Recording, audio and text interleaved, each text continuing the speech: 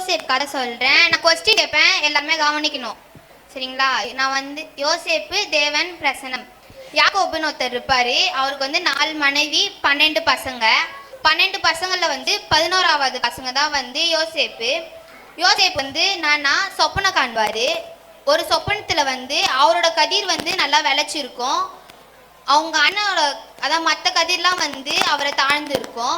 இன்னொரு சொப்பனத்தையும் காண்பார். இன்னொரு சொப்பனம்னா சூரியனோ சந்திரனோ அவனை வணங்கும், 17 நட்சத்திரமோ அவனை வணங்கும். இதெல்லாம் போயிட்டு அவங்க அண்ணனுக்கிட்டலாம் சொல்லும் போது அவங்க அண்ணன் என்ன பண்ணுவாங்கன்னா கலாய்ப்பாங்க, இது மாதிரி சொப்பனக்காரன் வரான்ட்டு.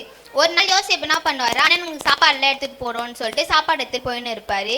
அப்போ அவங்க அண்ணன் என்ன சொல்லுவாங்கன்னா, சொப்பனக்காரன் வரான், இதேமாரி சொல்லினே இருந்தால் நம்மளுக்கு தான் ஆச்சுங்கன்னு சொல்லிட்டு இவனை பணத்தில் போட்டு புதைச்சிடலாம் அப்படின்வாங்க. எதுக்குன்னா சொல்லுவாங்கன்னா சரின்னுவாங்க. அந்த வழியாக வந்து கொஞ்சம் பேர் வரும்போது